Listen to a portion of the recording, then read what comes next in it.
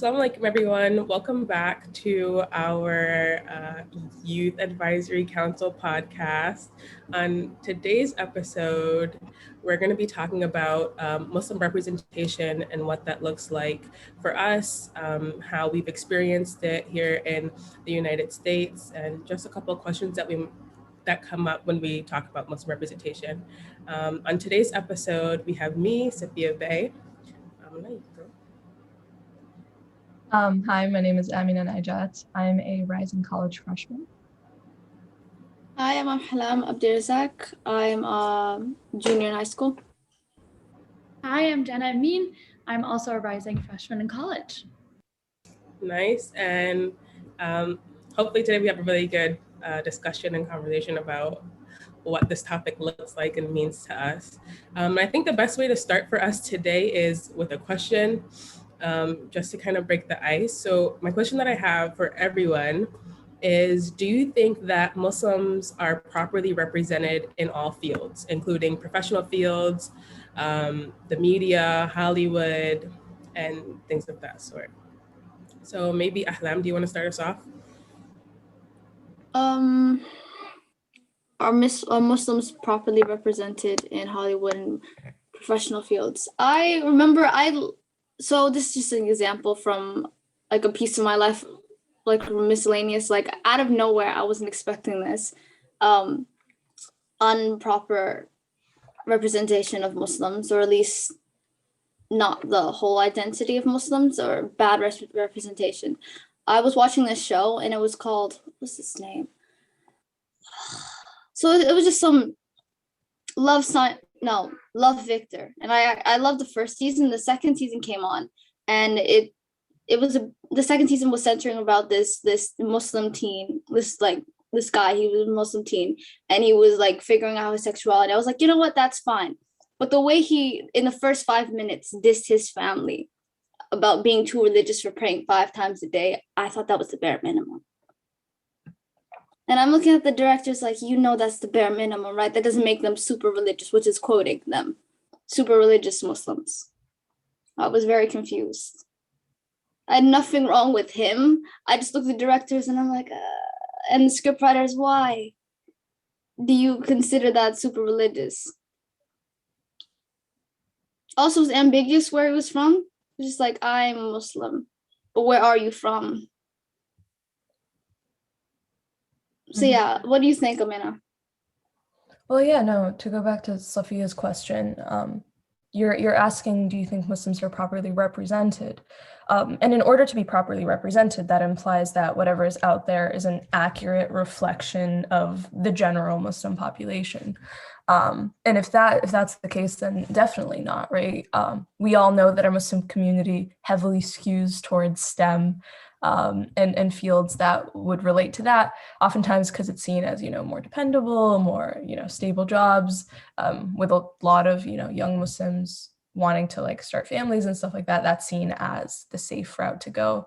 And because of that, a lot of our talent in the humanities, or in other fields that are seen as a little, less dependable, it goes untapped. So definitely not in the professional field. And when it comes to Hollywood, I mean, I can rant about this for a while. Absolutely not, right? Each Hollywood film or show that has to do with Muslims has these overused cliche tropes that we're just tired of. You have girl takes off hijab for white boy. You have, angsty boy tries to deal with these colliding worlds and is just, looking for a way out of this repression that he's experiencing. And if that's every single depiction of Muslims you're going to have out there, whereas the vast majority of Muslim Americans don't experience that, or that is not a major player in their lives, I think there's definitely a problem there. How about you, Jenna? Yeah, I think I totally agree with everything you said. I feel like from, pop culture to politics, the global perception of Muslims is one that has really, for too long been at odds with their and our diverse set of realities. And I think that continues to be true, unfortunately, today, and has so many different harmful implications on Muslims around the world, but especially on Muslim youth around the world, because they're really the ones that I think are most harmfully impacted by so many of these tropes and stereotypes that we see built upon, day after day, in not just, I think, pop culture media. Like, I mean, you mentioned Hollywood, and I think that's one of the real downfalls of Muslim representation, but I would also say the media often perpetuates a lot of these stereotypes in just as dangerous ways, right? Because I think just their insidious reporting on Muslims and Muslims around the world creates this very one-sided narrative of what Muslims look like. And I think especially oftentimes what Muslim women look like, right? They either have to be, this terrorist or a victim of oppression, and there's really no in between. And I think, yeah, it's really disappointing to see how that plays out in our world all the time. But I don't know, Sophia, do you have a different answer? No, I think the answer that everybody gave was very solid and very relatable. So like the way that everybody feels Muslims, I think Amna, your point about Muslims being underrepresented in the professional fields and how everything's about STEM and become a doctor, become a this, become an engineer. I think that's a really good point that's not talked about enough. And just to touch on the Muslims being misrepresented in the media, I think, yeah, when we talk about about just the whole Muslim identity, how that's represented and how it's portrayed in every single movie or TV show, it's just not in the right way. And you can even see the misrepresentation in how, in like the racial aspect, how in majority of the movies and TV shows that represent Muslims don't represent like the different racial populations of Muslims that there are in the United States. For example, African-American Muslims are about 30% of the Muslim population in the United States, yet you don't see movies and TV shows about African-American Muslims. Like that's a big population of Muslims that are being left out of this narrative of American Muslims. So I think it's just really interesting how we can talk about every single how like every single aspect of a Muslim's life and the Muslim identity is misrepresented when it comes to talking about the media and also professional fields. I think that was a really good point and discussion that everybody made. Absolutely. And actually, to that point, we're talking about like professional fields and like media/film representation as if they're separate things, but they are extremely interconnected, because when you don't have Muslims going into the fields of journalism or filmmaking or anything that really controls public perception, it's bound for you to have no say in it, basically. Like doctors, sure, they save people, but they don't change the public narrative about people, unfortunately. So we need to start here with the professional fields and allowing ourselves to branch out in order to see the change that we want, right? Because that's not going to come with us complaining. Yeah. And I think to your point, like, I think that's a really good point. And I think it's another way to change this narrative is for us to like force for there to be change. So talking about like how Ahlam said at the beginning, the show or movie that she was watching, how she was looking at the directors and the script writers, like, what is this? So we need to, again, like how you said, the professional fields are intertwined. We need to branch out as Muslims and start becoming directors and script writers so that we can change the narrative for ourselves. We shouldn't rely on whoever it is, whatever population of people it is that continue these false narratives. We shouldn't rely on them and wait for them to represent us in a proper way, Yeah, but at the same time, Muslims who go into like medical or engineering or just like more STEM related professions, it is very heavily pushed on by parents, okay? Like there are probably plenty of Muslims out there that want to go and become a painter or a director, or journalist or poet, but they don't really have the opportunities from their upbringing or their childhood. They've been like inbred or like told that they're supposed to be this and that, like a doctor, engineer, or lawyer. We have enough doctors, engineers, and lawyers. And I'm not saying that we don't need more. We probably do need more. We're probably going on like this pandemic, we probably need more nurses and doctors to take care of all these people. But we also need people with artistic value and to bring artistic value into the community.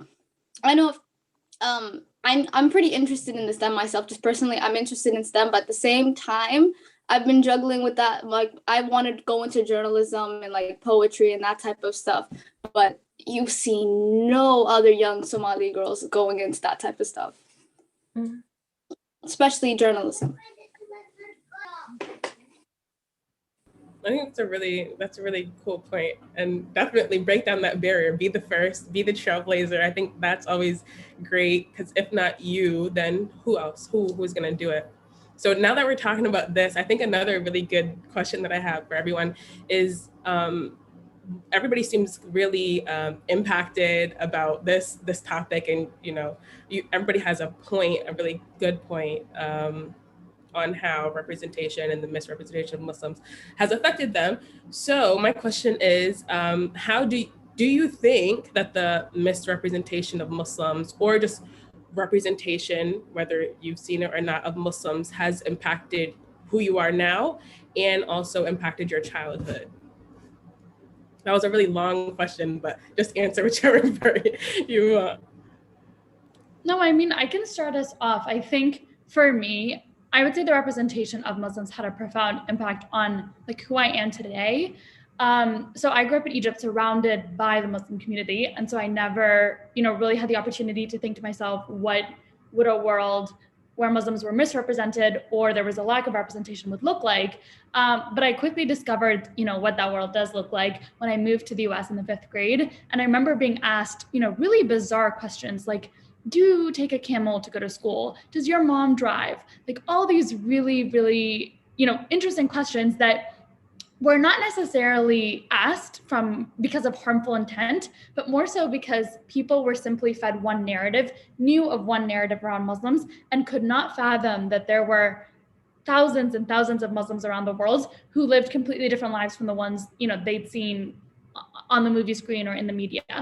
And so I think for me, that was really disheartening for the first couple of months living in the US. I think it was just through, being able to storytell, remind people that here I was, as a young Muslim woman, and I had and knew of so many different incredible Muslim role models who were quite the contrary to what people believed. And I think through that storytelling, I was able to really mobilize my community to think about Muslims in a new light. And of course, it's not just my story, right, that deserves to be told. I think the whole point of representation is that there are so many stories out there, and that Muslims come in all different, forms, from all different backgrounds and all different races, and that's the beauty of the representation and the beauty of our community. And so I think kind of building that narrative for my peers and my teachers really kind of almost pushed me into the activism space and the storytelling space, and I'm grateful for that. But I also, wonder how much more confident would I be today, or how much, just what would I look like if I hadn't had to kind of, push back against all these narratives coming at me from different sides that I knew to be untrue, or at least not depict the entire picture. Yeah, Ahlem, did you have a similar experience? While you were talking, I was thinking of one thing. From when I was younger, I was really into figure skating, and I did it for a couple of years. And when I first got into it, I was looking at my classes were full of like no shame or any hatred to them. A bunch of little white girls, and I was a little black girl at the time. So I used to take these classes, and I was like, okay, it's fun. And then I slowly realized as I get older, no one like me is taking these classes. No one is actually on the ice that looks like me. And I looked through media to see there's only a handful of Muslims, and I couldn't even find one Black Muslim that I could relate to. And I don't really figure skate anymore because I have bad knees. All those falling on my knees, I got bad knees. I'm not doing it. I'm gonna damage my knees one of these days. But when I was younger, I was yearning to have like a role model to go off of. And it kind of saddens me that I still haven't found one after all these years. But figure skating is hard to get into in the first place. It's really athletic, but not having any representation, that was tough. What do you think, Amanda? So Jenna was mentioning how the stereotypes and tropes surrounding the representation of Muslims has affected other people viewing her, which is absolutely true. But for a lot of like my life, it's definitely affected the way that I view myself and the way that I view my own people. And like starting from when I was super young. And I think one of the like biggest factors in this was the Disney movie Aladdin. Like this is something that like I was watching since I was like 2 years old. I had like a cassette that I played over and over and over of it. Like I had everything memorized by heart. And it really wasn't until I revisited the movie like 10 years later that I realized, hold up, there are a lot of problems. So many things that I just accepted to be true while watching the movie, right? So I'm watching this movie that's filled with supposedly Muslims, but I couldn't point out why all the sort of American accented heroes of the film, like Jasmine and Aladdin, looked really great, whereas all the Arab accented residents of Agrabah in the film were like animated to be so ugly and dirty and barbaric. And at the time, like as a 5-year-old, I'm not going to question like these huge stereotypes. I'm just going to accept them to be true. And that's the problem with this film, right? It gets you when you're super young and it solidifies certain perspectives that stay with you unless you make an active decision to combat them. So many things with that film, like the fact that its opening line originally was, "Oh, I come from a land, from a faraway place where the caravan camels roam, where they cut off your ear if they don't like your face. It's barbaric, but hey, it's home." Like that was the original line. And the fact that I had to listen to that over and over and over again until I believed it to be true of my own people, I think there's a problem there. And also just like watching the film and like seeing Jasmine's hand almost being cut off for theft and saying, "Oh, well, that's the punishment for thieves in Agrabah," and stuff like that. Just like capitalizing on my religion and misrepresenting it to tell, this story, I didn't think was harmful at the time, but only later did I realize, shoot, it really creates an inferiority complex where you think, okay, I am part of the lesser, the whitewashed, Europeanized versions of Arabs like Jasmine and Aladdin are the only ones that are good, whereas everybody else like me is not.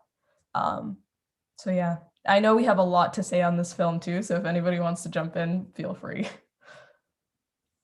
I mean, I'll just jump in super quickly and say that I don't know how many people know this, but the city of Agrabah was originally based off of Baghdad in Iraq, and they changed it a month before the film was released in theaters to just be called Agrabah. And they pretended that it wasn't based on Baghdad at all because the US had just began the war there. So I think that's just a testament, I think, to how deeply problematic that movie is. And there are so many other examples, but I don't want to waste all of our time there because representation goes beyond this one movie. But I think this one movie is a really important reminder of how representation is important and can be incredibly, incredibly harmful to young people. And especially, I mean, I really appreciated how you were saying that it, forced you to look at yourself in a different way, because I think that that's really, the danger in the representation that we're talking about. Mm-hmm. Absolutely. I'm sorry, just to piggyback off your point. Last thing about Aladdin. So it was supposed to be based off of Baghdad, right? But then they made no effort to be historically accurate here. Like it's known every Disney movie has a very clear time and setting, right? So you have like Snow White is Germany, 16th century. Beauty and the Beast, France, 18th century. Frozen is so specific. It's like Norway in July of 1843. That's how specific they got. And so every historical artifact in that movie was accurate to a T. And Disney was proud of that. But like not even the slightest effort was made for Aladdin. They didn't give a specific, time span. They did not give a specific culture or location. You had this just like vaguely Arab, like exotic place where, people wore like Moroccan fezzes but danced Bollywood style, and they had pet tigers, and the Taj Mahal was for some reason there. Like that is ridiculous. And so it clearly sends the message that, your culture is at our disposal we can do whatever we want with it, and we don't respect it, which is a really dangerous message to send to people hailing from those cultures. But yeah. I think the points that each of you made are really interesting. What really stood out to me from each of you all's points was the fact that like it had an effect on your childhood and kind of how you functioned and saw yourself and how you interacted with other people as you were a child. So like Jenna said, you kind of had to go about your childhood teaching people, no, I don't come to school or go to school riding on a camel. Like these are stereotypes that had to be faced with, like, you had to have these interactions with other people, but similar to Amina and Ahlam, you had to have them with yourself. Like you really had to be like, who am I? Why do I not see people like me? And for you, Amina, it was a thing of why these people are supposed to be me, but why do they act like that, or why are they like that? So I think it's really interesting, and just us kind of talking about how it affects us and how we had to, as children, as like being younger kids, had to come to this realization that this is not how we are, this is not how we're represented. It's really interesting. So it makes me at least realize, I don't know if like this is the right wording or whatever, but like how systemic this issue really is. So it's not just a thing of, we're just gonna start representing Muslims the proper way or whatever that looks like in the media. Like, no, this is a thing of, we have to go really ground up from here. I mean, I wish it was as easy as, oh yeah, let's just make a couple shows and movies of Muslims, how they really are in America or whatever. But I think it's a thing of really kind of like breaking down the structure and rebuilding it, because it's really about the foundation. And I think the foundation is really off from where we start out. It starts with little kids' movies like Aladdin, like you were just talking about. So that's a really big issue that we have to face. There's something else I was going to say, but I really forgot what it was. Sophia, if you don't mind, I'll quickly jump in, because I think, like, as we're talking about all these different implications and harms that come from misrepresentation, I think, a big one that doesn't necessarily impact, our lives on the day-to-day basis, but is that of, I think, when I think about the misrepresentation of Muslims, I also think about how it feeds into a really dangerous savior complex in a lot of like the Western world, to be honest. And I think, so we're currently recording this podcast the day after Afghanistan just fell to the Taliban. And one quote from Laura Bush always comes back to me when we're talking about this issue. In 2002, she explained that because of recent American military gains in much of Afghanistan, women were no longer imprisoned in their homes. They were able to listen to music, choose their daughters without fear of punishment, etc. And I think this kind of condescending tone that she used to talk about women in Afghanistan is, one of the reasons that I think it's so dangerous when we're talking about this misrepresentation, and even the insidious misrepresentation that begins with, seemingly silly things like movies and TV shows, because in the end, it actually, translates into justifying the US's violent military penetration, ultimate attempts to maintain global dominance, and so many other atrocious, I think, acts. All disguised as being, saving the Muslim women or whatnot. So I think it's really important to remember that the implications go far beyond impacting each of us on a personal level, but also have very socio-political harms that truly dismantle, the way people live. And I think that that's so scary, to be honest, right? And I think it also brings us to the question, like, how can we ensure that the representation gets better? And hopefully it is getting better since 2002 when the First Lady said this, but I'm curious to hear what you all think. I mean, I wouldn't know if I'd say it's getting better. It's definitely getting more prevalent. And let me just say, like, a few decades ago, we had no representation, right? Like in film, in shows, in media, no representation whatsoever. And we complained about that at the time. So now that we have somewhat like representation, we have, Apple shows like Hala, or Hulu shows like Rami that exist with the purpose of serving the Muslim community. I would say like sure, there is a bit of representation. Do I think that those shows are representative of the Muslim community? Absolutely not.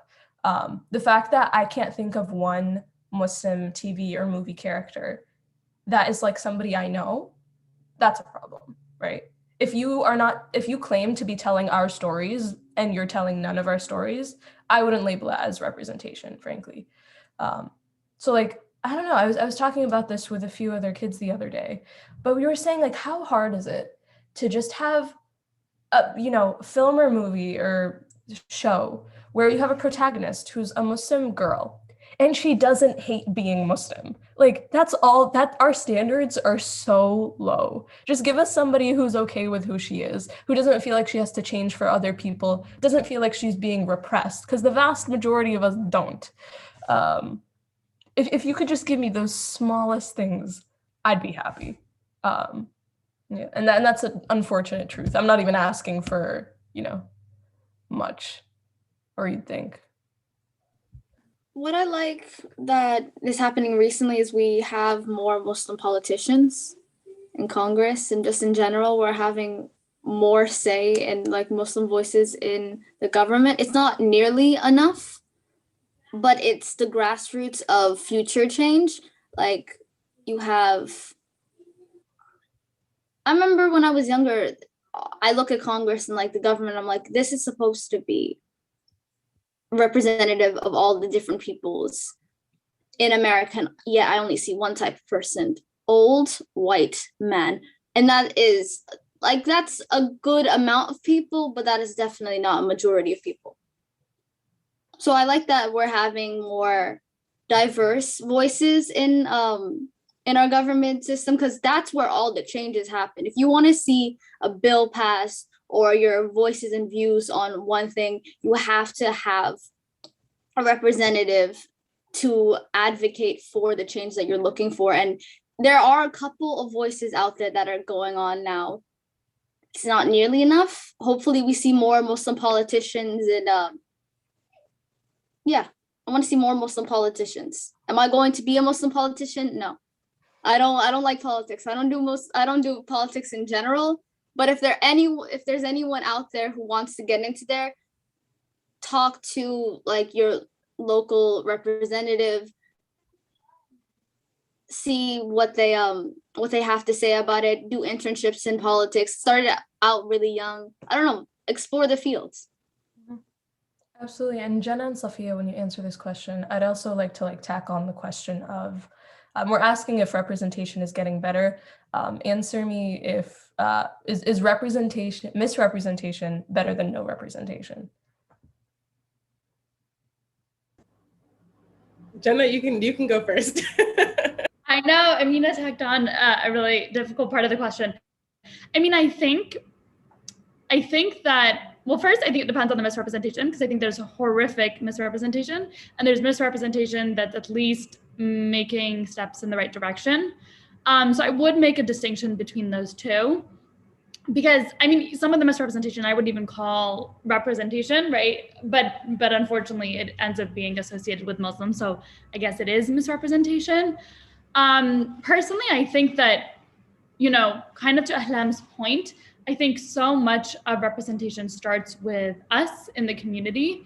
Although, of course, the representation that's around us is, by no means our fault, but I think, working with our communities to kind of change some of these narratives is really important, because you never know, your best friend might become a screenwriter, right? Or a journalist, or anyone else really who has the power and influence to kind of shape this narrative for the better.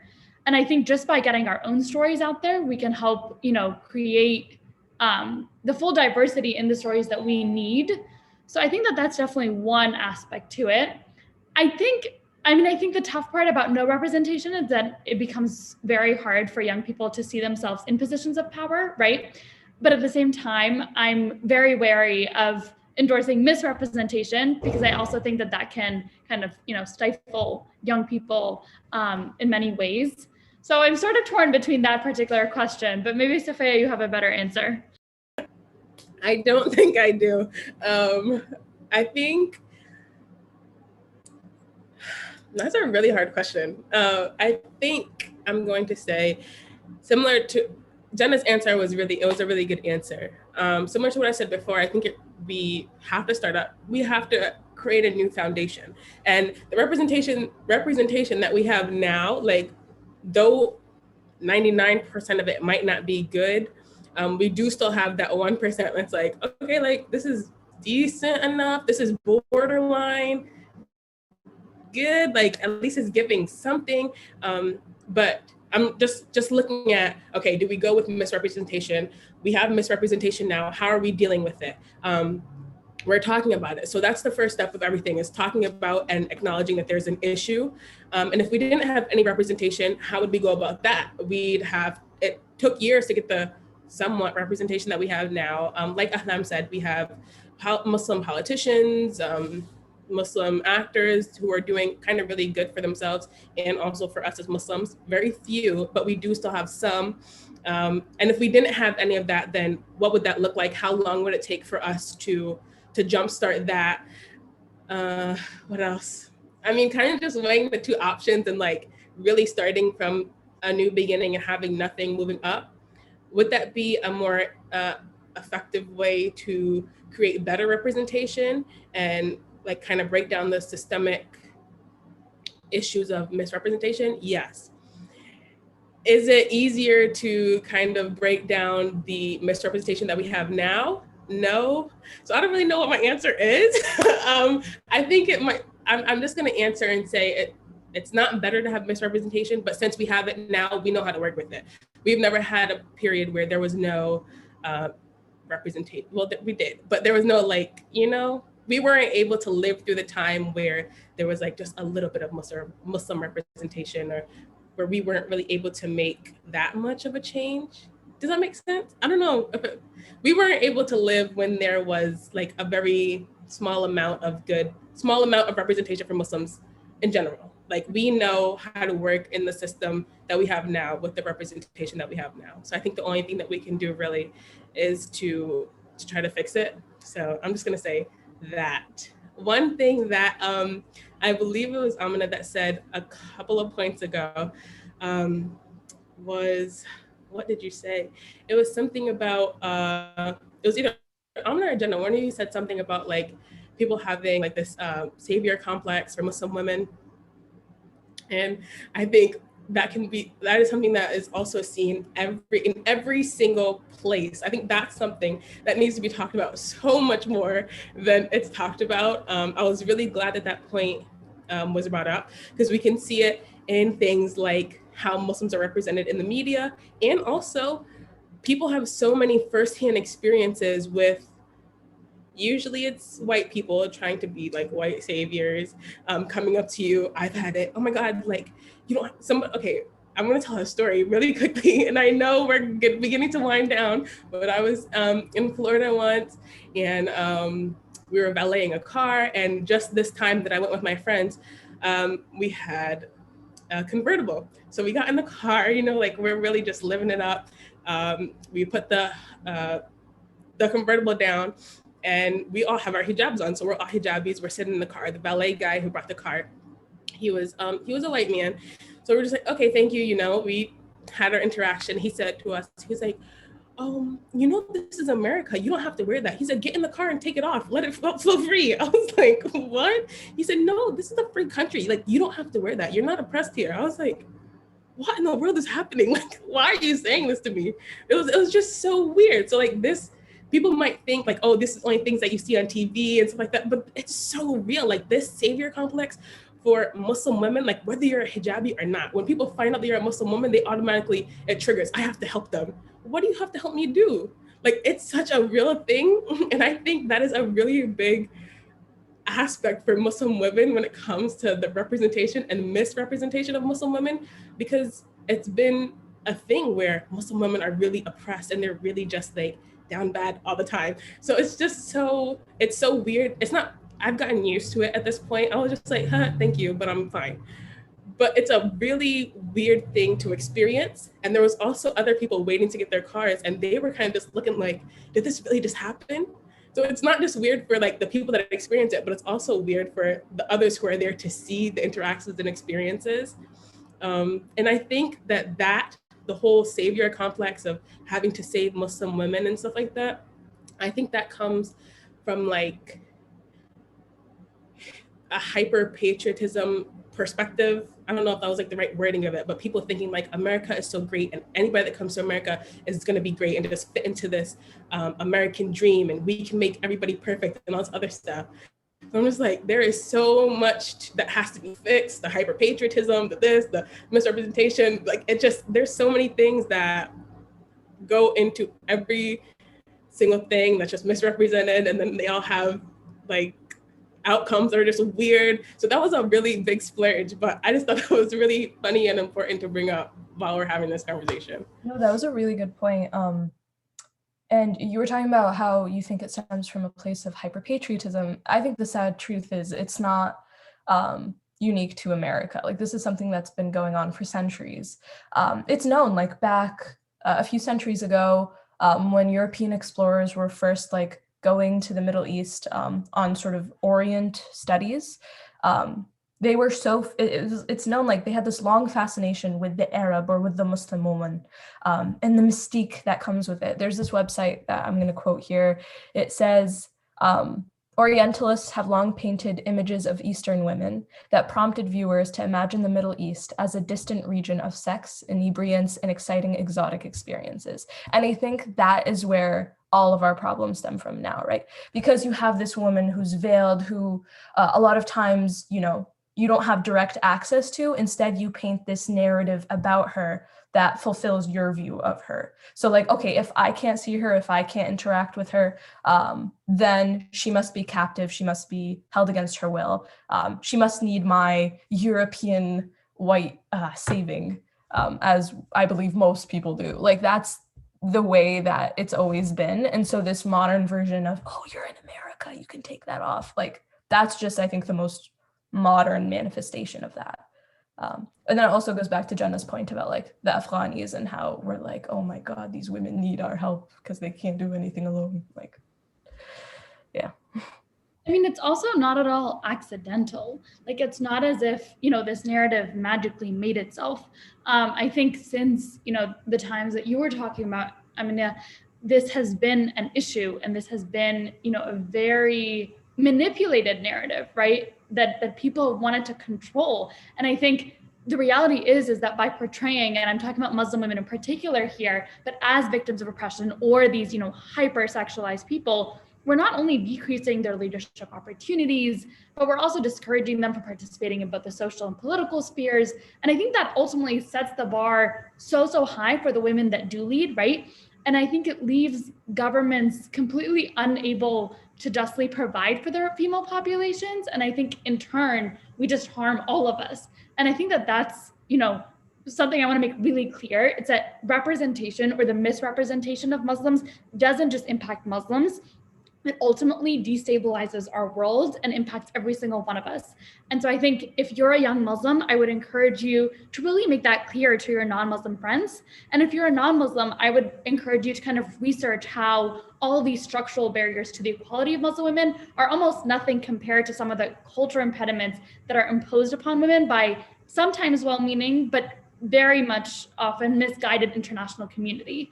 And I think, you know, the only way that we can overcome this misrepresentation or even the lack of representation in some fields of Muslims is by ensuring that every single one of us is working to dismantle our biases, you know, against the Muslim community that have been so ingrained in our Western culture for so long. You know, I wanted to add to what both you, Amina, and Jenna said.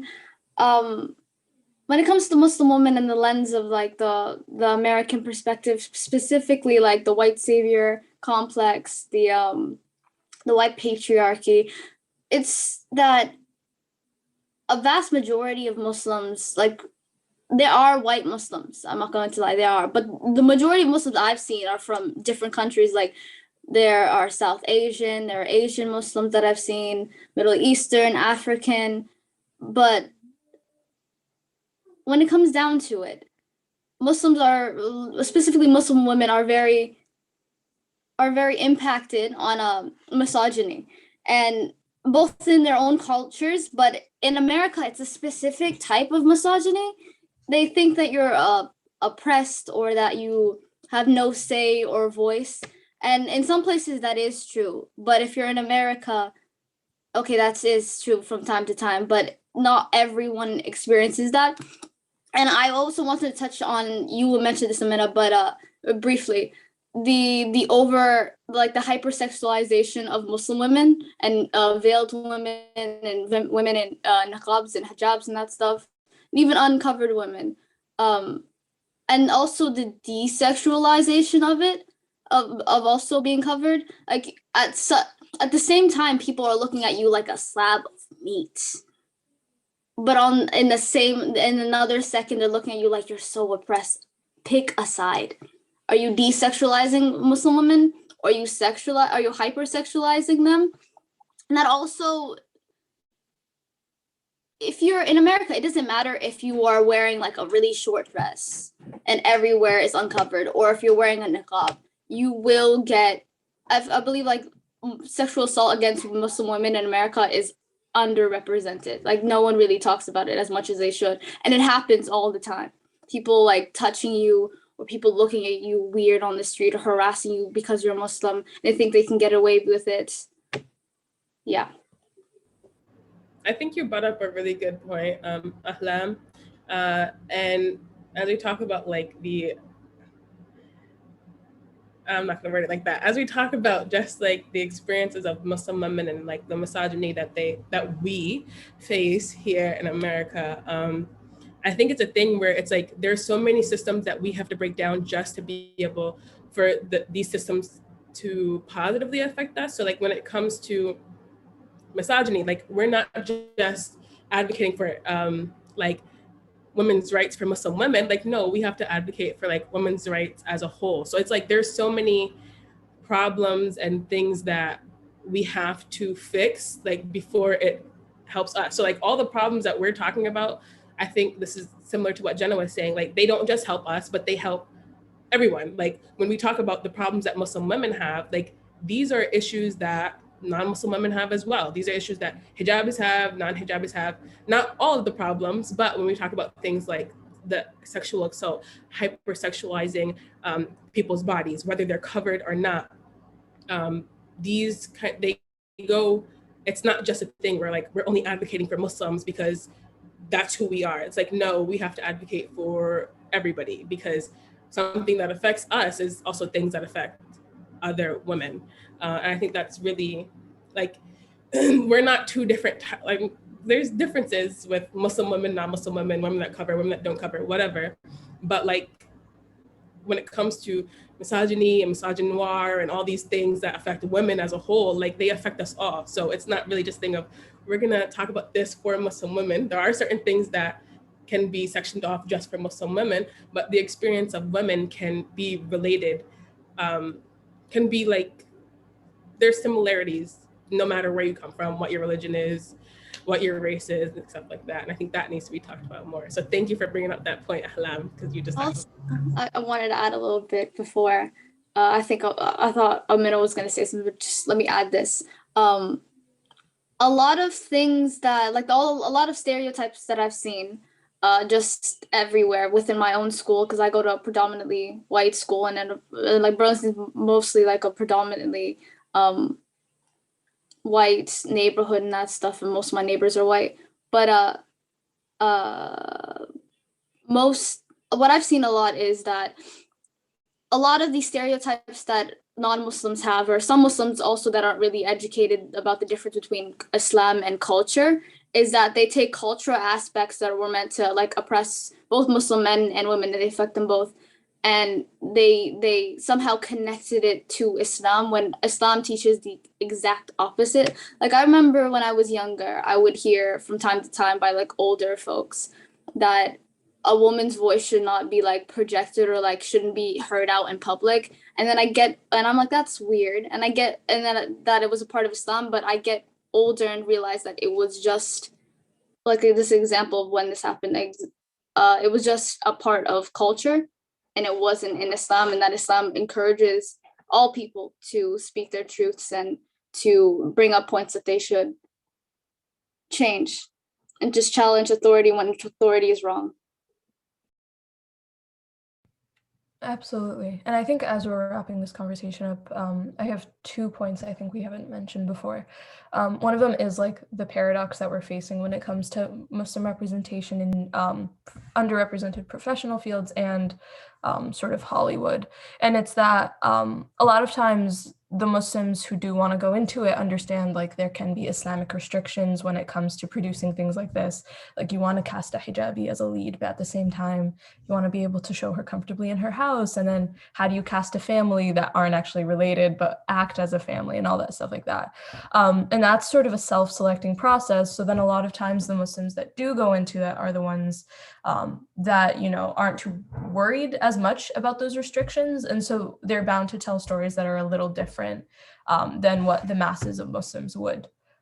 So sort of that. And the question is, how do you break out of that loop and find a way to do it properly and represent properly?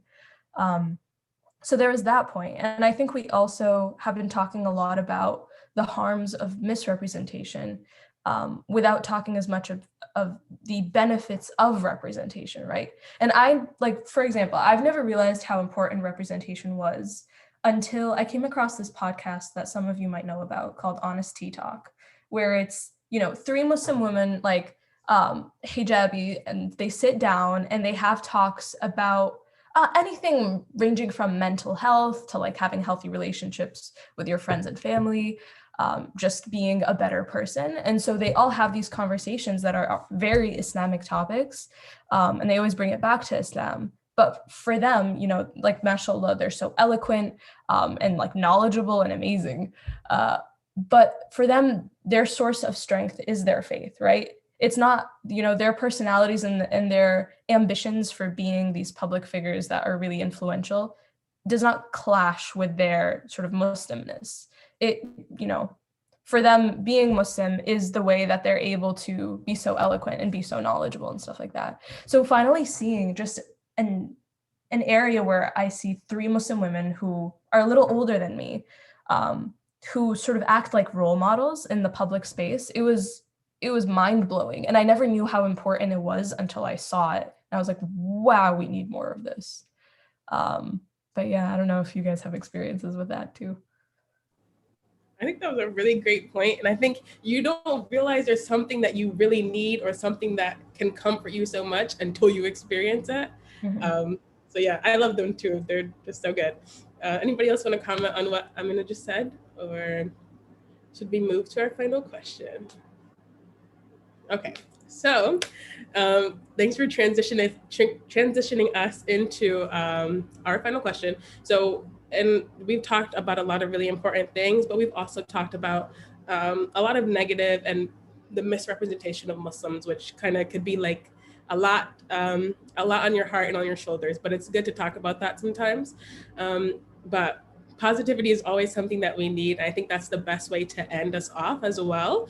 So just as we end, what are some things that are examples for you all of positive representation or Muslims that you're proud of, or things that you've seen that portrays Muslims in a good way? Like, what would you leave somebody if somebody wanted to launch a YouTuber or watch a show that you think has really good representation that people can feel proud of and people can relate to?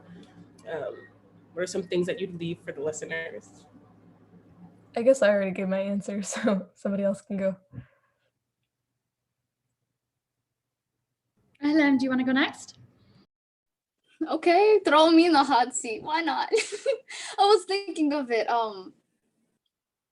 I mentioned earlier that I'm really interested in poetry, and there's this one poet that I love. She has a couple of poems out. You can find her on YouTube. Her name's Ifra Hassan.